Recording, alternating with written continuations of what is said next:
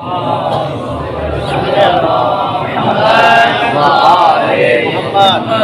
بالله من الشيطان الرجيم بسم الله الرحمن الرحيم الحمد لله الذي لا يبلغ مدحته القائلون ولا يحصي نعماءه العادون ولا يعدي حقه المجتهدون التي ليس لصفته حد محدود ولا نعت موجود ولا وقت معدود ولا أجل ممدود فترى الخلائق بقدرته ونشر الرياح برحمته الصلاة والسلام على الرسول المسدد المصطفى الأمجد المحمود الأحمد سيدنا ومولانا ومولى الكونين جد الحسن والحسين أعان بالقاسم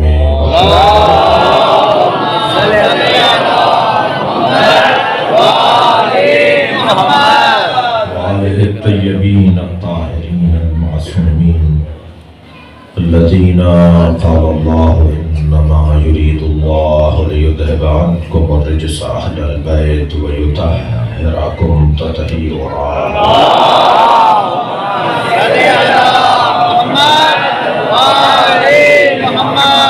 ولعنة الله على أعدائهم أجمعين من يوم عداوتهم إلى قيام يوم الدين أما بعد قال الحكيم في القرآن الكريم بسم الله الرحمن الرحيم وَاعْلَمُوا أَنَّمَا الْحَيَاةُ الدُّنْيَا لَعِبٌ وَلَهْوٌ وَزِينَةٌ وَتَفَاخُرٌ بَيْنَكُمْ وَتَكَاثُرٌ فِي الْأَمْوَالِ وَالْأَوْلَادِ صلوات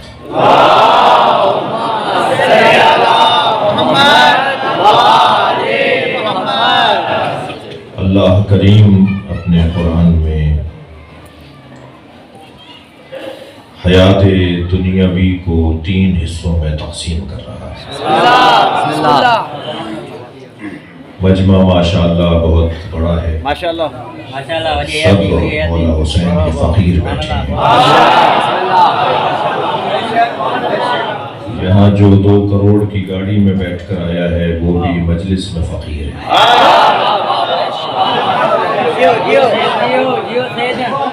عزت بھی اسی کو ملتی ہے جو حسین کا فقیر ہے۔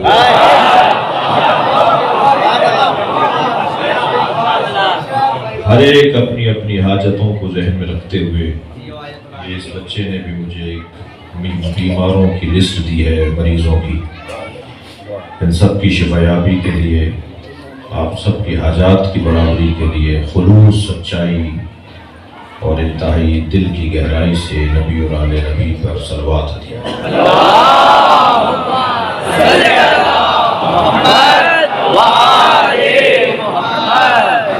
حیات 3 قسموں کی ہے۔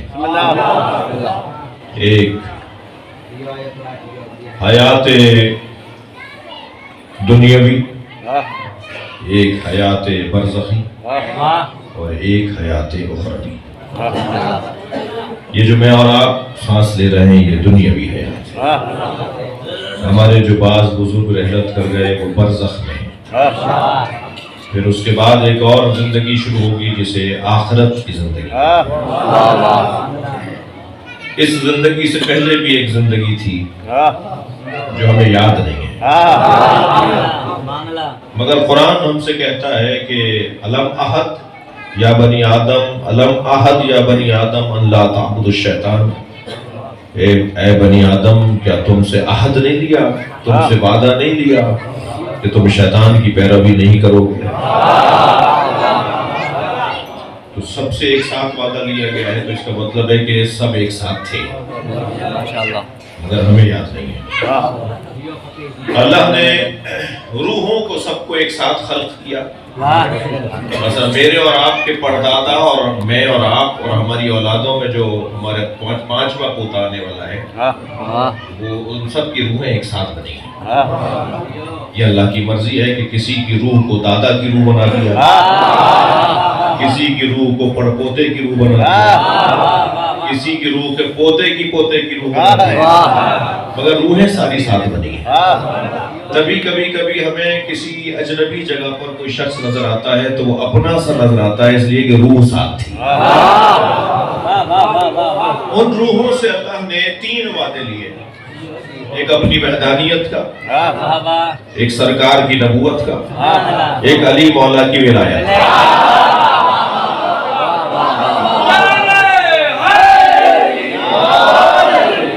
جن روحوں نے یہ وعدے کیے وہ روحیں چاہے دادا پوتے کی شکل میں آئے مگر ایک دوسرے سے پیار کرتی ہے. کتنی دفعہ ہوا ایسا کہ آپ کو کسی کو دیکھ کر لگتا ہے کہ یہ اپنا ہے، دل کرتا ہے اسے بات کریں، اور وہ بھی آپ کی طرف دیکھ رہا ہوتا اور آپ بھی اس کی طرف راغب ہو رہے ہوتے ہیں، اور جب گفتگو شروع ہوتی ہے تو معلوم ہو جاتا ہے کہ یہ بھی مولائی ہے.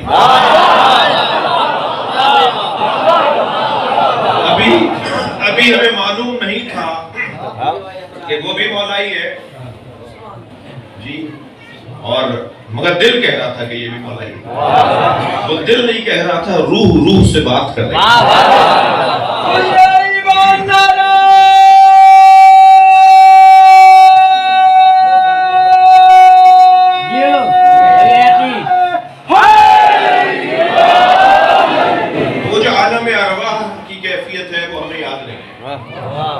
وہ ہمیں یاد نہیں ہے کہ کیسا ہوا، تو یہ تو کوئی معیار بھی نہیں ہوا کہ اگر ہمیں یاد ہو تو وہ چیز ہو، اور ہمیں یاد نہ ہو تو وہ چیز نہ ہو. ہمیں تو یہ یاد بھی نہیں ہے کہ 4 دن پہلے ناشتے میں کیا کھایا. ہمیں تو یہ بھی نہیں پتا کہ ہم نے مثال کے طور پہ 6 دن پہلے کس سے ملاقاتیں کی. ہمارے حافظہ تو معیار نہیں ہے، ہمارا حافظہ معیار نہیں ہے. معیار تو اللہ کا کلام ہے. میں اگر اپنے حافظے پر اعتبار کر کے چلوں گا تو روزانہ ٹھوکر کھاؤں گا، روزانہ نقصان اٹھاؤں گا. مجھے بہتر ہے کہ اللہ کی بات کو مان لینا چاہیے. ویسے بھی یہ مجمع اس حسین مولا کا مرید ہے جو یہ سمجھانے کے لیے آئے اور یہ سمجھا کے گئے کہ دنیا کچھ کہتی رہے، تم وہی کہنا جو اللہ کہتا ہے. ساری دنیا میرے مولا حسین کی مخالف تھی، حسین مولا نے دنیا کو چھوڑ دیا مگر اللہ کو نہیں چھوڑا. اور اس کا جو مزہ لیا نا حسین نے، میں ممبر کی زبان پہ بول رہا ہوں، اس کیفیت کا کہ دنیا کو چھوڑ کے اللہ کو لے لیا، اس کا مزہ لے کر امام حسین نے فرمایا یا اللہ جس نے تجھے پا لیا اس نے کیا کھویا.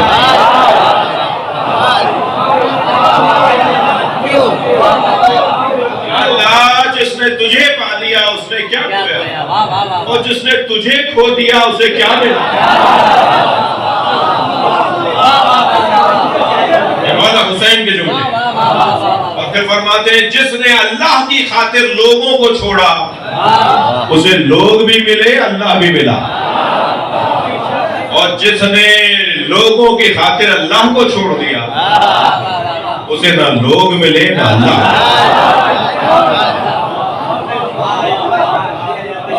علامہ نقل صاحب فرماتے ہیں اللہ ہے اس پر لاکھوں دلیلیں، اللہ ہے اس پہ لاکھوں دلیلیں، مگر سب سے بڑی دلیل حسین کا اطمینان ہے. عصر عاشور حسین مولا کا اطمینان. حسین کا وجود بتا رہا تھا کہ اللہ ہے.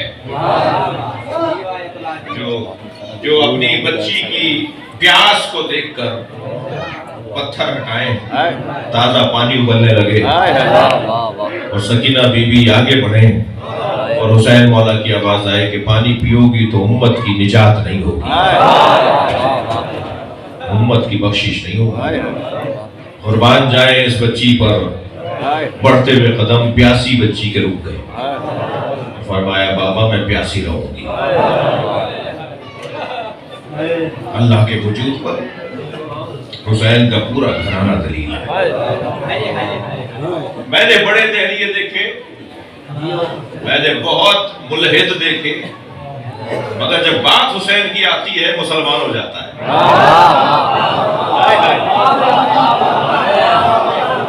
حسین کے سامنے کوئی کافر نہیں رہ پاتا. نہیں مانتا فلاں چیز، میں نہیں مانتا فلاں چیز، ایک لمبی لسٹ بنا دیتا ہے کہ میں نہیں مانتا، میں نہیں مانتا. اور جب یہ فقیر کہتا ہے حسین کو کیا بولو گے، وہ کہتا ہے حسین نہیں تو اللہ تک پہنچایا. اگر حسین مولا کا نام نہ ہو تو اللہ کو سمجھنا مشکل ہے. مگر وہ عالم ارواح کے باتیں ہمیں یاد نہیں ہیں، قرآن یاد دلاتا ہے. یہ جو دنیاوی حیات ہے جس پہ میں اور آپ اس وقت سانس لے رہے ہیں، اس کے بعد ایک اور حیات ہے، اس کے بعد ایک اور حیات ہے. اور صاحب حیات تو حیات چاہتا ہے کہ اللہ حی ہے یا نہیں، تو وہ حیات کو پسند کرتا ہے. اللہ عالم ہے، وہ علم کو پسند کرتا ہے. اللہ رازق ہے، وہ دینے والوں کو اچھا مانتا ہے. تو اللہ اپنی صفات کو چاہتا ہے کہ وہ تقسیم ہو جائے، یعنی اللہ کی صفات کو اپنائیں. یہ جو دنیاوی حیات ہے، اس حیات کو اللہ نے 3 حصوں میں تقسیم کیا. وَعَلَمُوا أَنَّمَا الْحَيَاةُ الدُّنْيَا لَعِبٌ وَلَهْوٌ، جان لو دنیا کی زندگی کھیل کود ہے. زینۃ وتفاخر بینکم، ایک دوسرے پر حسن و آرائش کا مظاہرہ ہے. وتکاثر فی الاموال والاولاد، اور مال کی کثرت اور اولاد کی تعدد پر فخر کرنا. یہ تیسرا زندگی حیات دنیاوی کا تیسرا پہلو ہے. یہ قرآن کے الفاظ تھے، لہذا میں مجبور تھا کہ انہی الفاظ میں بات کروں. اگر میں آپ کے الفاظ میں بات کروں تو اللہ نے اس زندگی کو 3 حصوں میں تقسیم کیا ہے. ایک بچپنا، ایک جوانی، ایک بڑھاپا. اللہ نے کہا کہ وَاعْلَمُوا أَنَّمَا الْحَيَاةُ الدُّنْيَا لَعِبٌ وَلَهْوٌ، کھیل کود ہے، وہ بچپنا ہے. زینۃ وتفاخر بینکم، اور حسن و آرائش کا مظاہرہ ہے، وہ جوانی ہے. تکاثر فی الاموال والاولاد، مال کی کثرت اور اولاد کے تعدد پر فخر کرنا، جتانا کہ میرے پاس اتنا پیسہ ہے، میری اتنی زمین ہے، میرے اتنے بیٹے ہیں. یہ بڑھاپا ہے. یہ 3 طرح کی زندگیاں ہیں. بچپنے کو اللہ نے کھیل کود کہا، توجہ. جوانی کو اللہ نے حسن و آرائش کہا، مال اور اولاد کی کثرت کو اللہ نے بڑھاپا کہا. عزیزان گرامی، یہ جو بچپنا ہے نا، یہ کھیل کود ہے. یہ مجلس میں بھی بیٹھا ہوا ہوتا ہے تو اس کا دماغ کھیل میں ہوتا ہے. اس لیے باہر کے ممالک میں ہمارے امام بارگاہوں کے ساتھ ایک بچوں کے لیے بھی انتظام کیا گیا ہوتا ہے کہ بچے کھیل کھیل میں حسین کو سمجھیں. کل کا بچہ اسکول جاتا تھا تو جو کل کا بچہ اسکول جاتا تھا تو روتا پیٹتا جاتا تھا. یا کھینچ کے لے جا رہے ہوتے تھے یا گود میں اٹھا کے لے جا رہے ہوتے. آج کا بچہ اگر اسکول نہ جائے تو روتا ہے. بچہ بدلا ہے یا اسکول بدلا ہے؟ بچہ نہیں بدلا. کل کا بچہ روتا پیٹتا جاتا تھا، آج کا بچہ نہ جائے تو روتا ہے. اسکول کی چھٹی ہو جائے تو روتا ہے کہ چھٹی کیوں ہو گئی. کیوں؟ اسکول بدل گیا. گندوات، قلم، سلیٹ، تختی. آج کھلونے، اسکول میں طرح طرح کے کھلونے، ٹوکری بنی ہوئی ہوتی ہے کھلونوں کی، اور مختلف کارٹون بنے ہوئے ہوتے ہیں. بے کو کارٹون بنا دیا ہے، جیم کو کارٹون بنا دیا ہے، بے کو کارٹون بنا دیا ہے، توئے کو کارٹون بنا دیا ہے. اے کا ایک کارٹون ہے، سی کا ایک کارٹون ہے، زیڈ کا ایک کارٹون ہے، اور دیوار پر چارٹ لگا ہوا ہوتا ہے اے سے لے کے زیڈ تک ترتیب کے ساتھ، اور ٹوکری میں اے سے لے کے زیڈ تک بگڑی ہوئی ترتیب. اور بچے کو کہتے ہیں اسے دیکھو اور ادھر ڈھونڈو. بچہ اسے دیکھ دیکھ کے یہاں سے ڈھونڈ ڈھونڈ کے نکالتا ہے. وہ سمجھ رہا ہے میں کھیل رہا ہوں، اس کے ساتھ دھوکا ہو رہا ہے، اسے پڑھایا جا رہا ہے.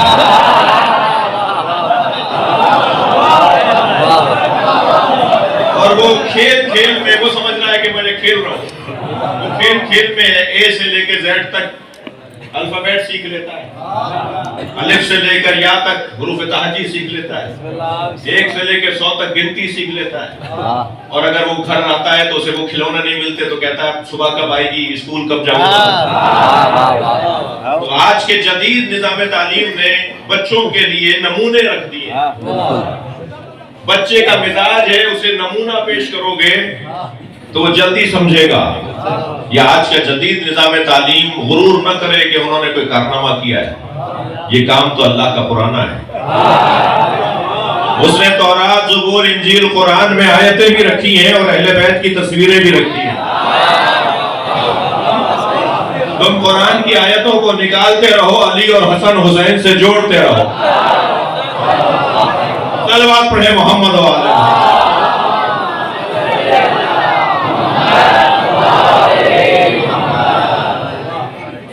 کھیل کود یہ بچپن ہے، اس کا کام ہے کھیلے گا۔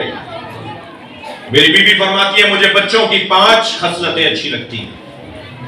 سیدہ کا قول الاول انہم الواقون، مجھے اچھا لگتا ہے، سیدہ فرما رہی ہے، بیوی فرما رہی ہے مجھے اچھا لگتا ہے یہ روتے زیادہ ہیں۔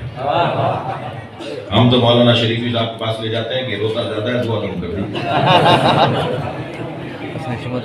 زیادہ روئے تو ڈاکٹر کے پاس لے جاتے ہیں۔ بیوی فرما رہی ہے یہ روتا زیادہ ہے مجھے اچھا لگتا ہے۔ سیدہ نے پیغام دیا ہے جو روتا ہے اس کا دل نرم ہوتا ہے، اور جس کا دل نرم ہوتا ہے وہ ظلم نہیں کرتا۔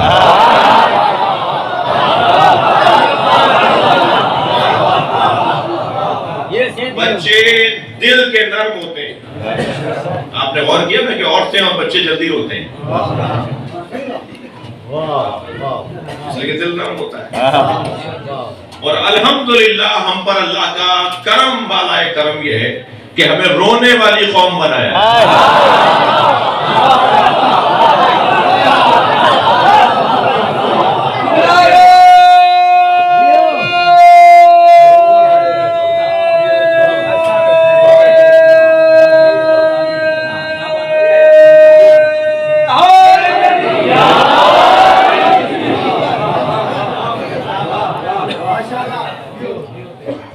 اللہ کا خاص کرم ہے ہمیں رونے والا بنایا، اور جنہیں رونا نہیں آتا ہمارے علماء و ذاکرین کہتے ہیں رونے کا شکل بناؤ، رونے کا ماحول بناؤ۔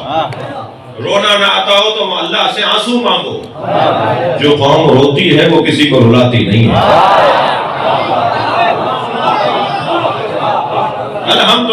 الحمدللہ پوری دنیا میں سب سے اچھی تصویر مسلمانوں میں حسین کے عزاداروں کی ہے۔ سب سے اچھی تصویر حسین مولا کے عزاداروں کی۔ لوگوں کو کہنے دیجئے یہ نماز نہیں پڑھتے، کون کہتا ہے ابھی جماعت ہوئی یا نہیں؟ سارا بھرا ہوا تھا، سب نے نماز پڑھی، اور ہم کسی کو دکھانے کے لیے نماز نہیں پڑھتے۔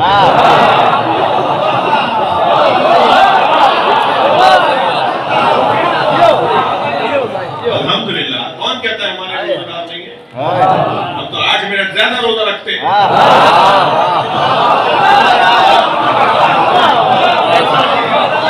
کون کہتا ہے ہمارے یہاں حاجی نہیں ہے؟ ہمارے حاجی نہیں ہے تو آئے دن مکے کے اندر سجدگاہیں پکڑی کیوں جاتی ہیں؟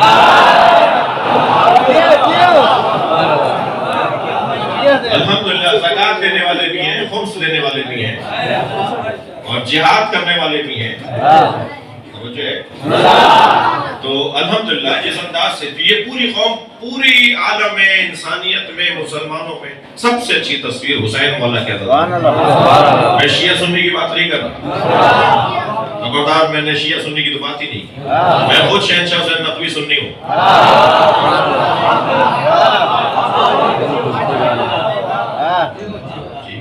میری خواہش ہے کہ سارے سنی بھی شیعہ ہو جائیں۔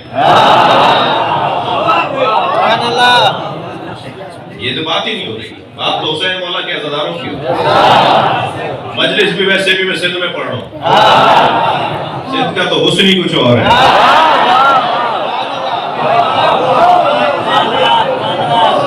سندھ کا تو ہندو بھی مولا ہی ہے۔ یہی بات پریشان کر رہی ہے دشمن کو۔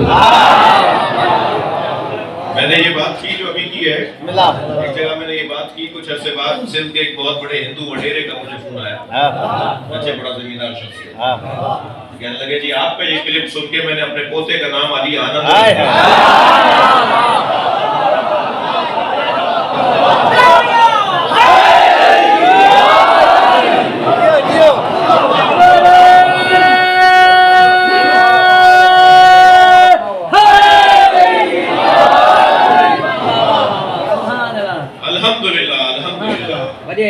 سب سے اچھی تصویر ہماری ایک مولانا ہمارے ایک دوست بتا رہے تھے کہ وہ سرکاری افسر ہے، کہہ رہے تھے کہ کوئی وفد آیا ہوا تھا، سرکاری مہمان تھے کچھ، تو کراچی میں ان کو ہم نے ایک دن ملا کے ہم کو سمندر دکھائے، مثال کراچی میں تو کوئی 12 اور 12:30 کا وقت ہوا دوپہر کا، تو انہوں نے کہا کسی مقدس اور محترم جگہ پر لے جاؤ، ہماری دعا کا وقت ہے۔ ہم نے ایک مسجد کے آگے روک لی گاڑی، وہ اتر کے گئے، واپس آ کے بیٹھ گئے، کہنے لگے کہیں اور چلو۔ پھر ایک اور جگہ اپنے گاڑی روکی تو وہ گئے اور واپس آ کے کہنے لگے نہیں جھنڈے والی مسجد پہ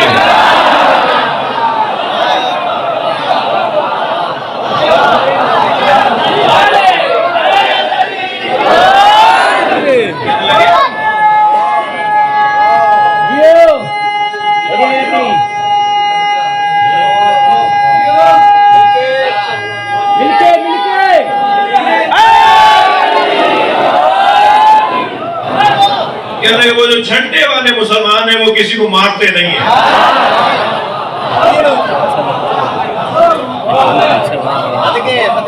بیوی فرما رہی ہے مجھے یہ بچے اچھے لگتے ہیں اس لیے کہ روتے زیادہ ہیں۔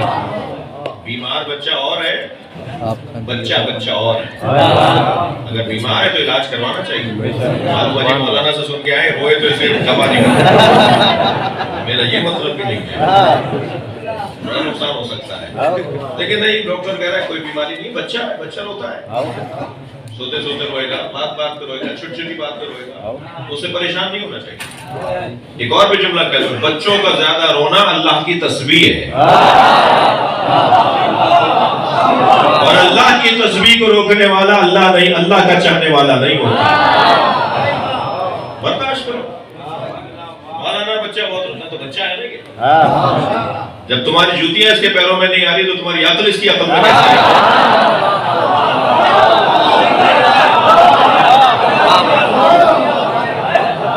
مائیں مار رہی ہوتی ہیں، ابا ڈانٹ رہے ہوتے ہیں، رو کیوں رہا ہے؟ ڈانٹ رہے ہیں کہ یہ روئے نہیں، وہ اور روتا ہے۔ تو بچے کو اگر نارمل بچہ ہے، کوئی بیماری نہیں ہے تو بچہ تو روئے گا، اور اس کا رونا اللہ کی تسبیح ہے، وہ اس کے علاوہ کچھ کر ہی نہیں سکتا۔ جب زبان اس کی چلے گی تب بھی برا لگے گا۔ پہلی صفت فرماتی ہے مجھے اچھا لگتا ہے روتے جاتے ہیں۔ دوسری صفت یجتمعون علی التراب، مجھے اچھا لگتا ہے یہ مٹی میں کھیلتے ہیں۔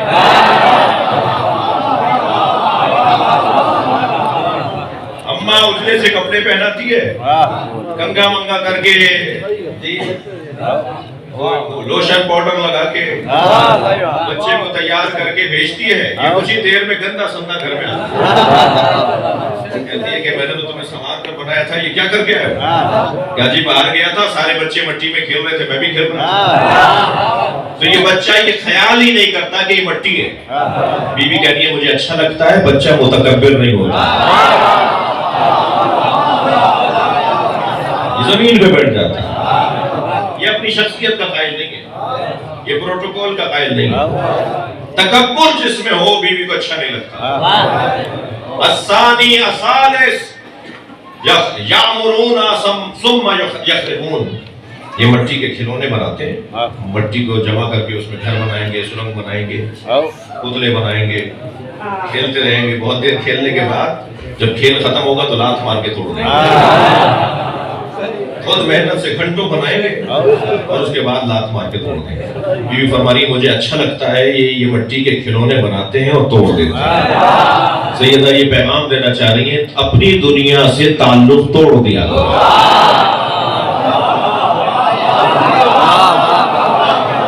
یہ دنیا ہے، اس کو تم اس کے ہو گئے، یہ تمہاری ہو گئی، ٹیشو پیپر ہے بھائی، استعمال کرو، پھینکو۔ یہ فرماری اچھے لگتے ہیں مجھے بچے کے یہ کھلونوں کو توڑتے ہیں۔ ممکن ہے ابھی کوئی آواز آ جائے مجمع میں سے مولانا اب تو الیکٹرک کھلونوں کا دور ہے، سیلوں سے چلنے والے کھلونوں کا دور، تو بھائی کھلونے بدلے، بچہ نہیں بدلا۔ کوئی ایک گھر مجھے بتا دیں جہاں الیکٹرانک کھلونا 1 مہینے سے زیادہ چلتا ہو؟ یہ سیل والا کھلونا 1 مہینے سے زیادہ چلتا ہو؟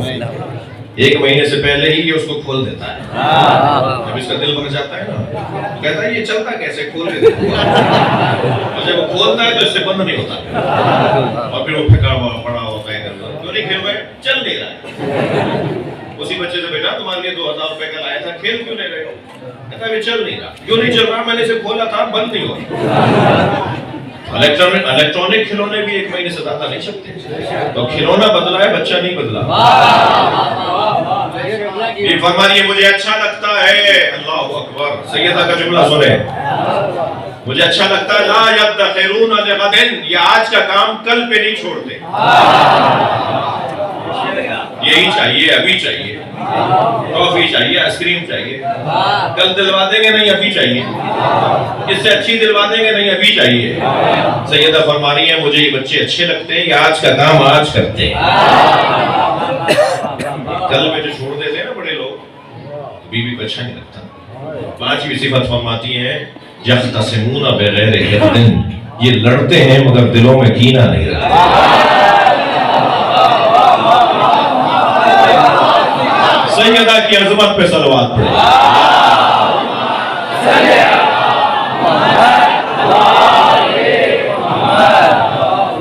دوبارہ دوستی کر لیتے، 1 گھنٹے پہلے انہوں نے ایک دوسرے کو پتھر مارے اور 1 گھنٹے بعد دونوں گلے مل کے کھڑے ہوئے۔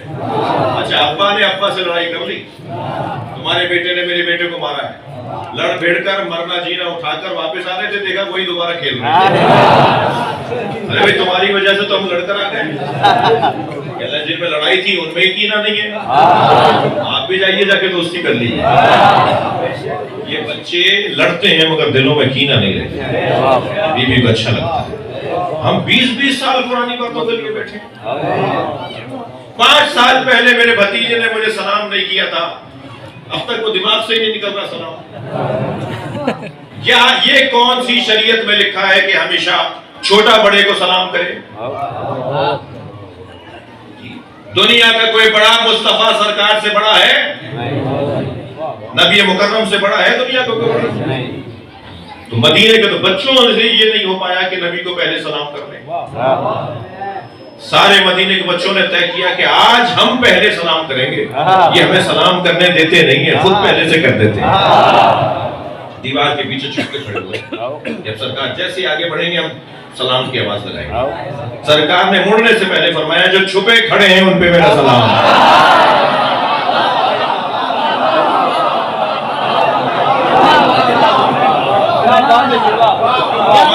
ہماری تو سالوں لڑائیاں چلتی ہیں اس بات پر، سالوں لڑائیاں چلتی ہیں کہ مجھے میرے بھائی نے شادی میں نہیں بلایا، بھائی اس کے بعد بلا دیا تھا، تو گھر چل کر آ گیا تھا۔ جی عورتوں کی لڑائیاں مردوں میں آ جاتی ہیں، بچوں کی لڑائیاں بڑوں میں چلی جاتی ہیں۔ کینہ دل میں رکھنا یہ سیدہ کے چاہنے والوں کی نشانی۔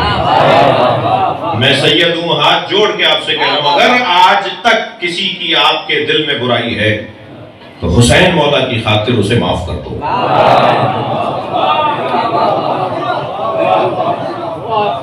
تو میں نے معاف کیا اپنے فلاں عزیز کو، اور ایسے بھی نہیں کہ صرف نیت کر لیں، جی فون کر لو اسے، رابطہ کر لو، گھر چلے جاؤ، 15 سال سے گھر نہیں آئے تھے، دروازہ بجاؤ، میں تمہارا چچا زاد بھائی ہوں، چائے پینے آیا ہوں، میں تمہارا خالہ زاد بھائی ہوں، تمہیں سلام کرنے آیا تھا، بھائی آپ تو ہم سے ناراض تھے، کا مجلس سن کے آ رہا ہوں، حسین کی خاطر معاف کر دیا۔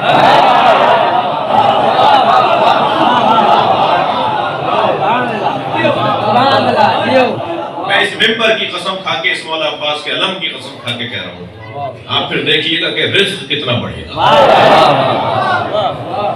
ہر چوتھا بندہ پریشان ہے کہ رزق میں کمی ہے، رزق میں تنگی ہے۔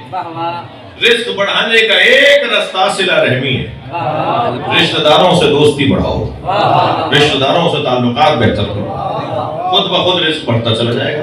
اللہ تو دینا چاہتا ہے، میں تو لینا نہیں چاہتا۔ وہ کہہ رہا ہے میں ایسے دوں گا، تو کہہ رہا نہیں میں تو ایسے دوں گا، ایسے تو نہیں ہوگا۔ بچپنا، جوانی. میری خوش قسمتی ہے کہ مجلس میں آدھا مجمع جوانوں کا ہے. جو سفید بالوں والے ہیں وہ بھی بلائے علی میں جوان ہیں. جوان، یہ قرآن کہہ رہا ہے کہ جوان یعنی زینت اور آرائش کرنے والا، ہیئر اسٹائل، فیشن، اچھے کپڑے، خوشبو، پرفیوم، جوتوں پر پالش، شال ڈھال، موٹر سائیکل ابا نے دلا دی تو ٹائر اٹھا کر ایک ٹائر پہ چلے تاکہ سارا شہر دیکھے کہ یہ کیا کرتا دکھا رہا ہے. اپنا مظاہرہ، شو آف، اپنے آپ کو دکھانا، یہ جوانی کی نشانیاں ہیں. قرآن کہتا ہے نا زینت و تفاخر بینکم، یہ ایک دوسرے پہ فخر کرتا ہے، میں ایسا میں ویسا. یہ جوانی، اللہ اکبر. خون میں گرمی، بار بار آستینیں لوٹنا، جی چہرے پہ غصہ طاری ہو جانا. یہ جوان اگر مجلسی جوان ہے، اگر مجلس میں بیٹھنے والا جوان ہے تو اس کی جوانیاں صدقہ ہیں علی اکبر علیہ السلام. اس کا انداز ہی کچھ اور ہے، اس کا طریقہ ہی کچھ اور ہے.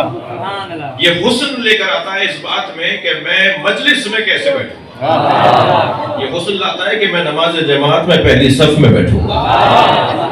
اپنا حسن یہ علی اکبری حسن بناتا ہے. اپنا حسن یہ حضرت قاسم کا حسن بناتا ہے. اس کی زندگیوں پر خاص نورانیت طاری ہو جاتی ہے. چہرہ پکار کے بتاتا ہے اس نے گناہ نہیں کیا، نورانیت ہوتی ہے چہرے پر. اور تیسرا دور، میں نے بہت دیر لگا دی مولانا، تیسرا دور بڑھاپے کا دور ہے کہ جب انسان فخر کرتا ہے میرے اتنے بیٹے. بہت دیر لگائی ایک جملہ کہنے میں، اب تک میں نے جو بات کی ہے وہ اسے ایک جملے کے لیے کی ہے. وہ تیسرا دور جو بڑھاپے کا دور ہے، جو فخر کرے کہ میرے اتنے بیٹے. اللہ اکبر. عزیزو، جس کا بیٹا علی ہو،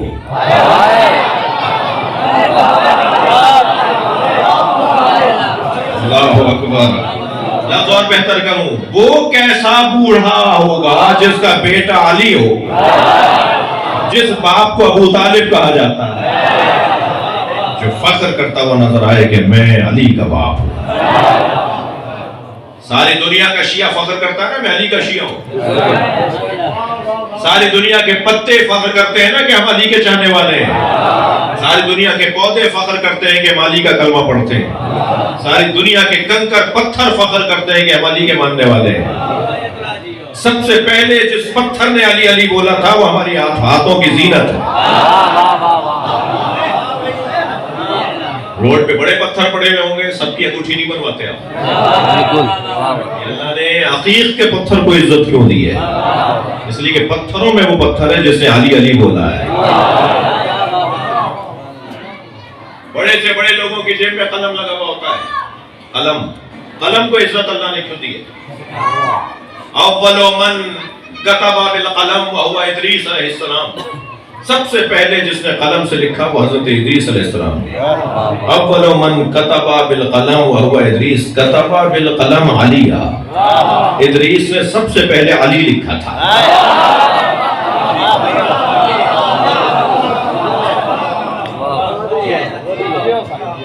ہر ایک کی عزت بنام علی ہے. اور جس کو ساری دنیا سے عزت مل رہی ہو، جس کی وجہ سے ساری دنیا کو عزت مل رہی ہو، اس علی کے بابا ابو طالب کا مقام ہے. میں ایک بزرگ کا جملہ عطیہ کر رہا ہوں، اللہ اکبر. جس کا بیٹا کل ایمان ہو، اس کے بابا کا ایمان کیسا ہے؟ بولنے دیجئے لوگوں کو کہ کلمہ نہیں پڑھا اور انہیں کلمہ، اچھا کہاں نہیں پڑھا تھا؟ وہ آخری وقت میں سرکار نے کان میں کہا چچا کلمہ پڑھ لیجئے. ہمیں کان میں کہیں بھی بات تو آ گئی سمجھ میں. اور غدیر کی دھوپ میں من کو تو مولا سنائی نہیں دیا.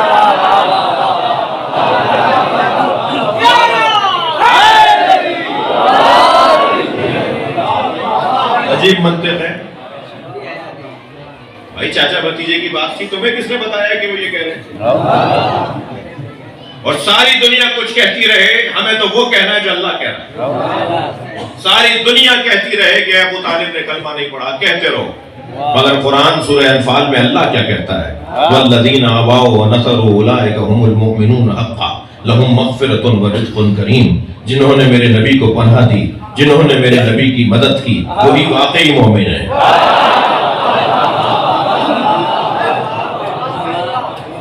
نبی فخر کرتے ہوئے نظر آتے ہیں، میری کفایت کرنے والے میرے چچا، مجھے پالا میرے چچا نے۔ اے میرے حبیب، والدین کے سامنے گردن جھکا کر، شانے جھکا کر بات کرنا۔ قل لہما قولا کریما، اچھے الفاظ میں بولنا۔ واخفض لہما جناح الذل من الرحمہ، شانوں کو جھکا کر بات کرنا۔ لا تقل لہما اف، اف تک نہ کہنا۔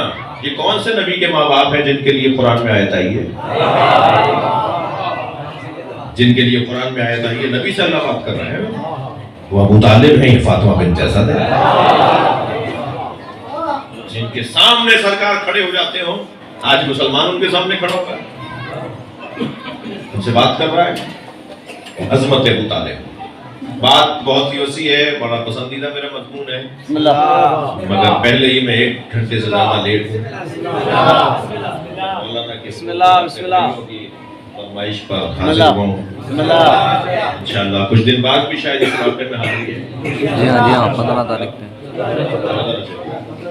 15 یا 14 میں اسی دن آؤں گا جس دن ڈائری میں لکھا۔ صلوات پڑھے ذرا محمد۔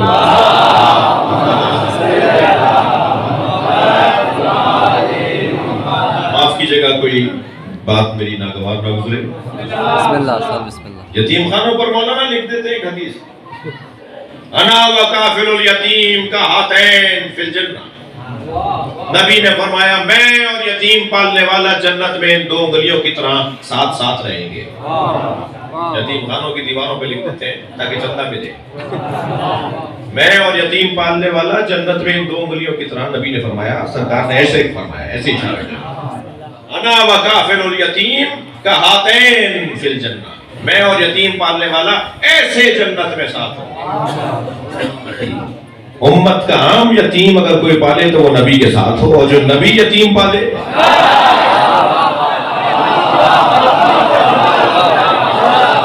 صلوات پڑھیں گے محمد والے۔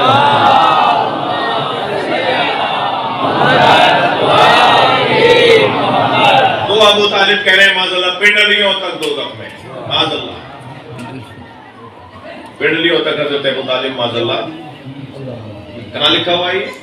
کہہ جی فلاں جگہ۔ تو ہم تمہاری بات مانیں یا قرآن مانیں؟ عزیزان اکرامی توجہ چاہوں گا۔ وسیع میدان دے دیا مولانا، اپنے صرف ایک بات کر کے منزل مصائب کی طرف آؤں گا۔ فتح مکہ کے موقع پر ایک نبی کو اذیت پہنچانے والا، اور صرف نبی کو نہیں، اس نے خواتین کو اذیت پہنچائی۔ ہجرت کے موقع پر اس نے حملہ کیا۔ مولا علی جب بیویوں کو لے کر مکے سے مدینہ آ رہے تھے تو رستے میں اس نے حملہ کیا۔ ایک اونٹنی گری جس پہ بیویاں بیٹھی تھیں۔ ایک روایت کے مطابق جناب زینب جو جناب خدیجہ کی بھانجی تھی، اور نبی کی 3 وہ بیٹیاں جنہیں نبی نے بیٹی کہا مگر نبی کی بیٹی نہیں تھی، 3 بیٹیاں، بی بی زہرا کے علاوہ 3 اور بیٹیاں، وہ کیونکہ حضرت خدیجہ کی بھانجیاں تھیں، نبی کی لیبالک تھیں، ربیبہ تھیں، اور نبی ان کا خیال کرتے تھے، وہ نبی کا ایک بابا کی حیثیت میں احترام کرتی تھی۔ ان میں سے ایک جناب زینب، یا بعض روایات میں جناب زہرا اونٹ سے گر گئی، بی بی زخمی ہو گئی۔ پہنچنے سے پہلے نبی کو اطلاع ہوئی تو نبی مضطرب تھے کہ میری بیٹی گر گئی ہے۔ معلوم ہوا کہ اس شخص نے اونٹ کو تکلیف دی، اس کو اذیت دی، جس سے وہ بے چین ہوا اور اس نے سواری گرا دی، اور سارے رستے تنگ کرتا رہا بیویوں کو اور مولا علی کے قافلے کو۔ اس کی ایسی کیفیت تھی، نبی نے فرمایا اگر یہ خانہ کعبہ کا پردہ پکڑ کے کھڑا ہو جائے تو علی تب بھی اسے نہ چھوڑنا۔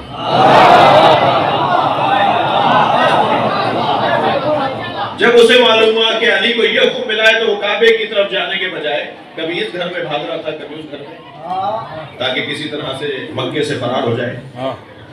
اور ایک مرتبہ حضرت ام ہانی کے گھر میں چلا گیا، حضرت ابو طالب کی بیٹی مولا علی کی بہن، اور گھر میں داخل ہو کر اس نے کہا میں آپ کی پناہ میں ہوں۔ اور مولا جیسے گھر میں داخل ہوئے اور علی نے تلوار کھینچی تو حضرت ام ہانی نے مولا علی کا یہاں سے ہاتھ پکڑ کے کہا یہ میرے گھر میں، اور اتنی سی دیر میں وہ بھاگ گیا۔ نبی کی خدمت میں آ کر مولا علی نے فرمایا یا رسول اللہ یہ ہوا، اور وہ فرار ہو گیا۔ تو حضرت مسکرایا، فرمایا اگر سارے اولاد آدم ابو طالب کے بیٹے ہوتے تو سب شجاع ہوتے۔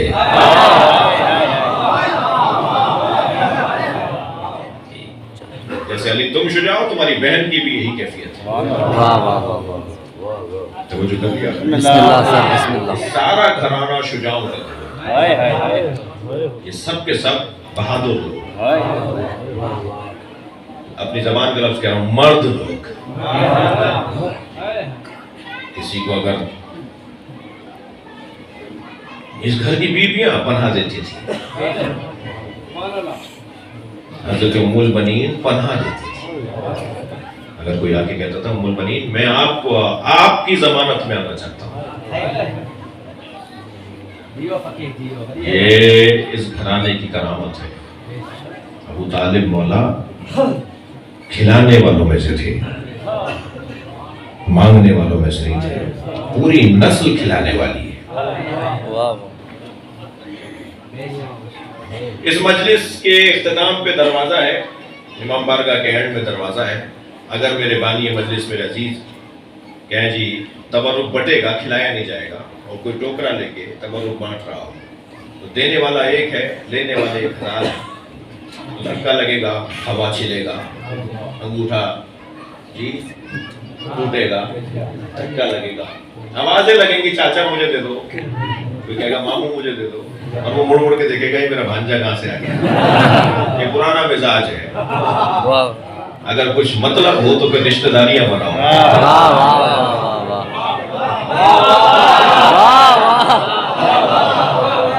اور پھر مجمع ایک مرتبہ تھک کر اور کیفیات مختلف ہونے لگے اور بانی دیکھے کہ یہاں تو مسئلہ بڑھ رہا ہے، بانی کہ بھائی ایک اور ٹوکرا لے کے کھڑا کرو، پھر بھی مسئلہ حل نہیں ہو تو بانی کا تیسرا بندہ بھی کھڑا کرو، چوتھا بھی لے کے بانٹے۔ تو جیسے جیسے دینے والے بڑھیں گے الجھنیں کم ہوں گی نا۔ کربلا والے پیغام یہ دینا چاہتے ہیں دینے والے بنو، لینے والے نہ بنو۔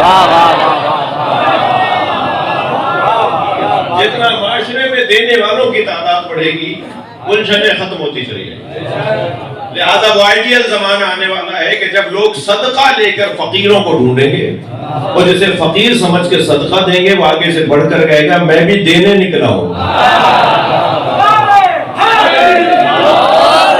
میں مانگنے والا نہیں ہوں، میں تو دینے والا ہوں۔ عزیزان گرامی، دینے والوں کے مرید بیٹھے ہوئے ہیں، دینے والوں کے مرید بیٹھے ہوئے ہیں۔ سبحان اللہ، بڑی آیت ہے۔ جی 3 لوگوں سے مجھے تو پیار نہیں، اور لفظ بہتر کروں 3 لوگوں کو یا علی مدد نہیں بولنا چاہیے۔ ایک کنجوس کو پیسے جمع کیے جا رہا ہے، قبر میں لے کے جائے گا، یہ سوچ رہا ہے لے کے جاؤں گا بچے نہیں لے جائے گا۔ یہ جو کنجوس ہے نا نکالتے ہی نہیں ہے پیسے۔ کالر ادھرا ہوا ہے مولانا، بٹن ٹوٹا ہوا ہے، پائچا پھٹا ہوا ہے، چپل ٹوٹی ہوئی ہے، کون ہے جی؟ کہہ رہے جی ٹنڈو جام میں ان کی 5 دکانیں ہیں، جو اپنے اوپر نہیں لگاتا وہ مسجد پہ کیا لگائے گا؟ وہ امام بارگاہ میں کیا لگائے گا؟ اس کے امام بارگاہ کی دیوار ٹوٹ رہی ہے، اس میں 1000 اینٹیں بھی دینے کی توفیق نہیں ہے۔ کنجوس لوگ خمس نہیں نکالتے، زکات نہیں نکالتے، لے کے جائیں گے اپنے ساتھ۔ میں ایک جگہ گیا، کہنے لگے جی ہمارے یہاں مسجد نہیں ہے، مسجد بنوا دیجیے۔ ہم نے کہا چلتے ہیں بھائی، کتنے گھر ہیں؟ 1000 مومنین کے گھر ہیں۔ وہاں پہ پہنچے تو جو صاحب ہمیں لے کر گئے تھے وہ ایک بڑی مہنگی گاڑی میں وہاں جا کے کہہ رہے ہیں کہ یہ ایسے ہے، ادھر یہ پلاٹ ہے، ہم بنوا دیں گے. میں نے کہا بھائی آپ کے پاس تو 2 کروڑ کی تو گاڑی ہے، اب مجھے سونے کی گھڑی باندھ کر کسی سے بھیک مانگے کہ میرے علاقے میں مدرسہ بنوا دیجئے، میرے علاقے میں مسجد بنوا دیجئے. تم یہ سونے کی انگوٹھی بیچو نا، یہ سونے کی گھڑی بیچو نا. اتنی مہنگی مہنگی گاڑیوں میں بیٹھے ہوئے اور علاقے کی مسجد کی چھت ٹپک رہی ہے. تو جو دینے والا نہیں ہے وہ حسین والا نہیں ہے. کنجوسوں کو تو اہل بیت ویسے ہی پسند نہیں کرتے. ان کے مان تھکے تو نہیں. میں اور آپ ان کے ماننے والے ہیں کہ دروازے پر فقیر، مسکین اور یتیم ایک آیا تھا، روٹیاں 5 دی ہیں. لہذا کنجوسوں کو یا علی مدد کہنے سے پہلے 6 دفعہ سوچنا چاہیے. دوسرا جسے یا علی مدد کہنے سے پہلے سوچنا چاہیے وہ ہے بزدل. بزدل اور علی والا ہو ہی نہیں سکتا، یہ دونوں لفظ جڑتے ہی نہیں ہیں. بزدل اور علی والا اور بزدل یہ ہو نہیں سکتا. گھبرا جاتا ہے، ڈر جاتا ہے، جب چاہتا ہے ہاتھ مان لیتا ہے. بھائی تم تو شیعہ تھے تو میں تو اہل بیت کی حقیقت پتہ تھی، تم نے تو تمہارے دادا پردادا سے تم ہاتھ کھول کے نماز پڑھنے والے ہو، یہ فلاں جگہ ہاتھ کیوں باندھ لیے؟ کہنے لگے کیا کروں مولانا، میرے دائیں بائیں مرہب کھڑے تھے. میں نے کہا تمہیں مرہب دائیں بائیں نظر آ گئے، علی اندر اترا ہوا نظر نہیں آیا.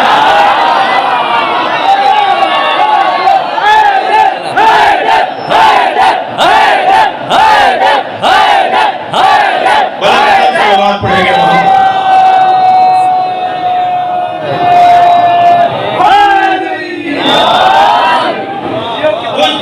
والا نہیں ہوتا.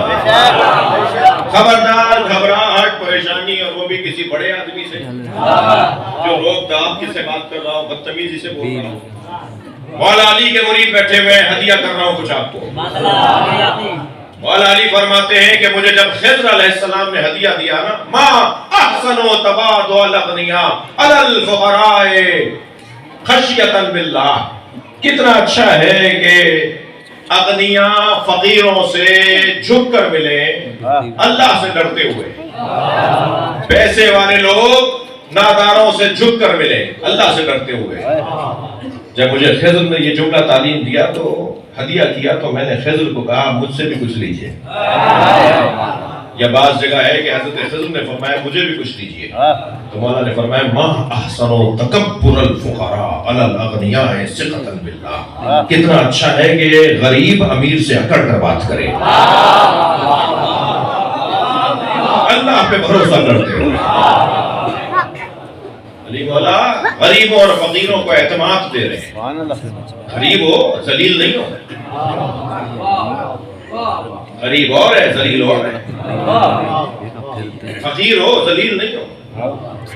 فقیروں کو عزت علی نے دی، کبھی پھٹے ہوئے کپڑے پہنتے تھے تاکہ فقیر کہے میرا مولا. میرے مولا کے کپڑوں میں پیبند ہوتا تھا، جوتیوں میں بند ہوتے تھے. درزی کے پاس اپنی ابا لے گئے کہ اس کو رفو کر دو، پھٹ گئی ہے. اس نے جب اسے سیدھا کیا تو پہلے ہی اس میں رفو ہوا. اس نے کہا یا علی اب یہ سلے گی نہیں. تو حضرت نے فرمایا یا اللہ میں اسے نہیں چھوڑ رہا، یہ مجھے چھوڑ رہی ہے. یہ فقیروں کو شرمندگی نہیں ہو کہ اگر میرے کپڑے پھٹے ہوئے ہیں تو فقیر شرمندہ ہو رہا ہے. کپڑوں سے تقویٰ ہوتا ہے، کپڑوں سے علم ہوتا ہے، کپڑوں سے قابلیت ہوتی ہے. ہمارے یہاں تو معیار یہی ہے جس نے کلف کے کپڑے پہنے ہوئے کپڑے بھی ٹیڑھے ٹیڑھے، خود بھی ٹیڑھا ٹیڑھا.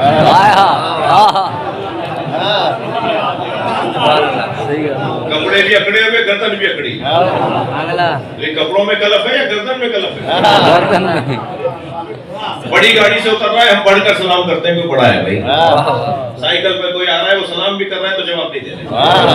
اس کا مطلب ہے کہ ہم نے گاڑی کو سلام کیا. بالکل. علی مولا اعتماد دے رہے فقیروں کو، خبردار فقیر ہو ذلیل نہیں ہو.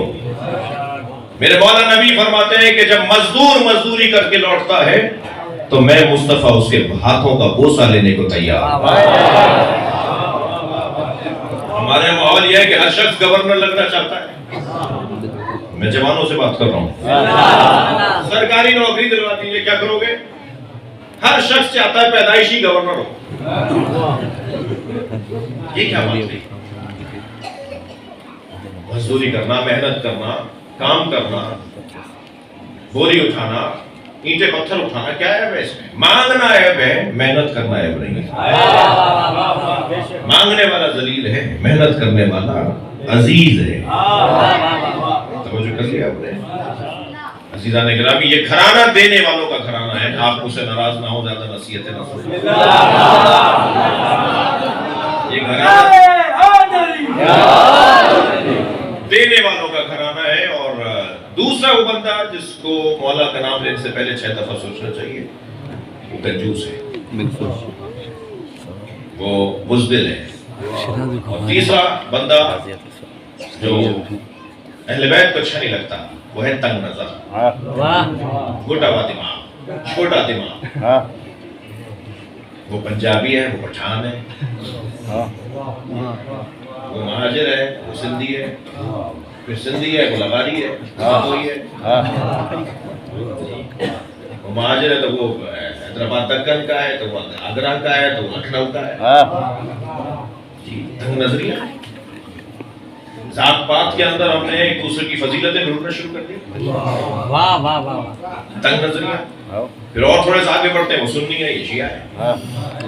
پھر یہ شیعہ ہے تو یہ فلاں کا مقلد ہے, یہ فلاں کا مقلد ہے, یہ فلاں مولانا کو مانتا ہے, یہ فلاں مولانا کو مانتا ہے. تنگ نظریوں کی حد. چھوٹا دماغ. یہ اہل بیت کا چاہنے والا نہیں ہو سکتا.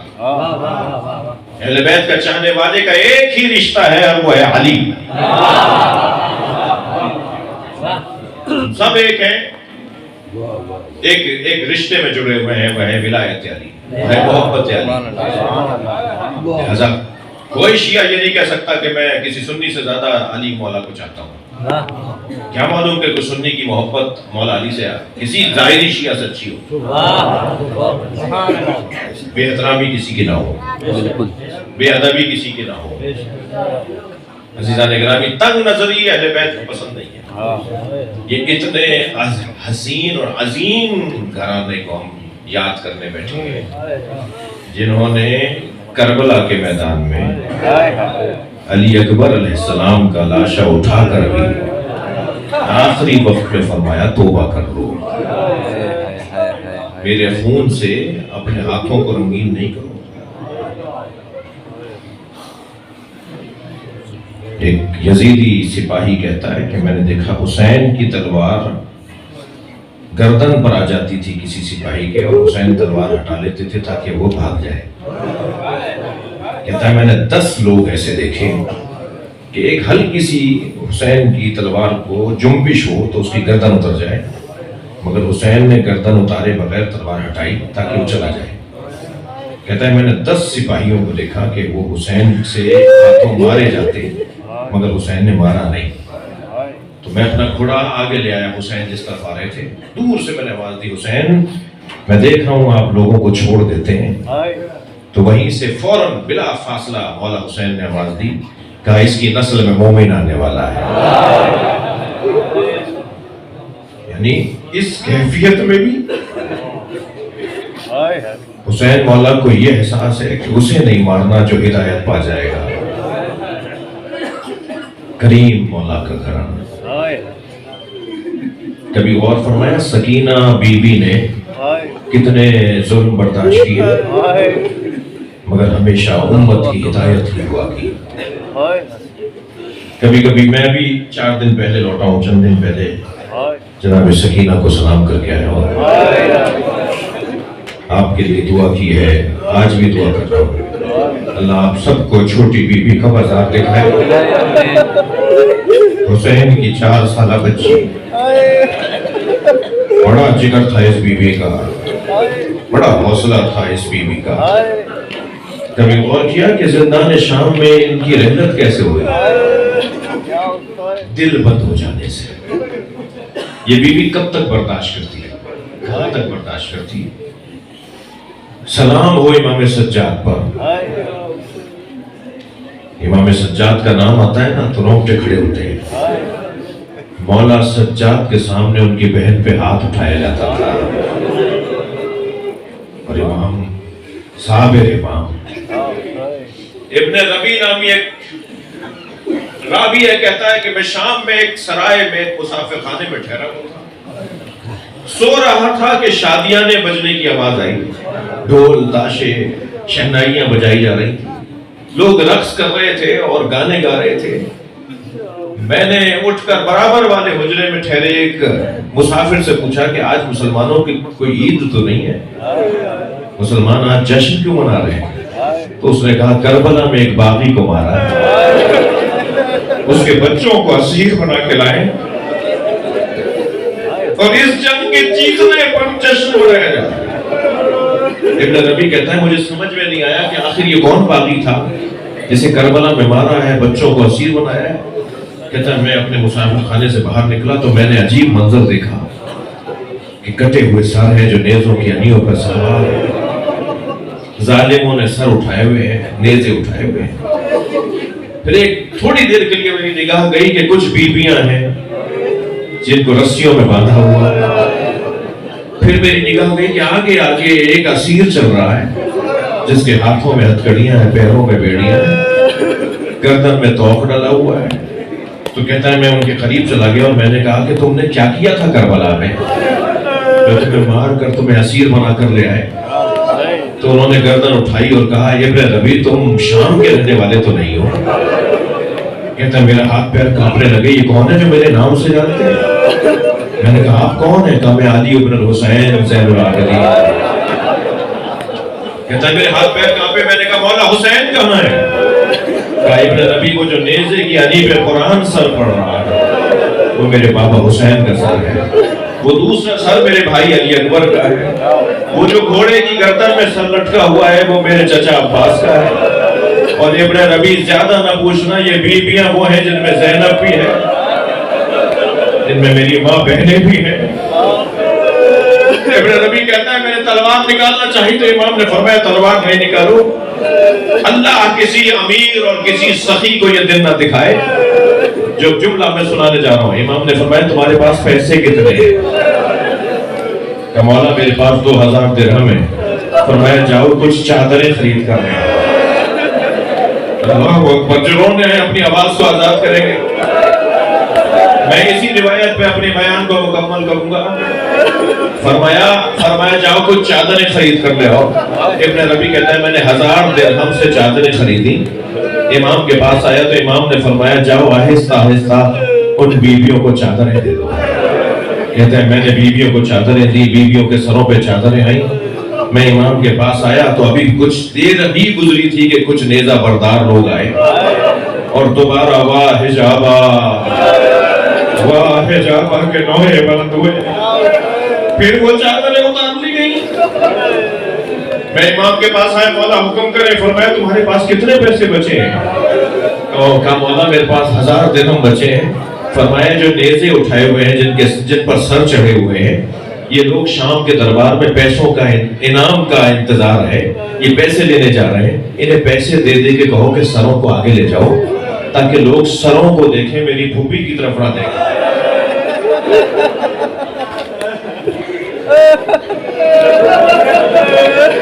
ابن ربی کہتا ہے کہ میں نے کچھ لوگوں کو جا کے پیسے دیے، کچھ آگے گئے کچھ نہیں گئے۔ اسی اسنا میں مجلس کو کمال کر رہا ہوں، اسی اسنا میں میں نے دیکھا کہ ایک شخص نے حسین کی پیشانی پہ پتھر مارا۔ ابن ربی کہتا ہے اب مجھ سے نہیں رہا گیا، میں نے تلوار نکالی اور اس کی طرف بڑھنے لگا تو امام کی آواز آئی ابن ربی رکو۔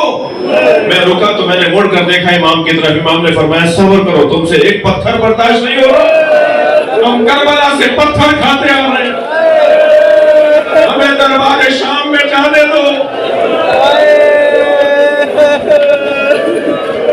نانا کا دین پہنچانے دو۔ اللہ لعنت اللہ فسيعلم الذين ظلموا أي منقلب ينقلبون۔ یا اللہ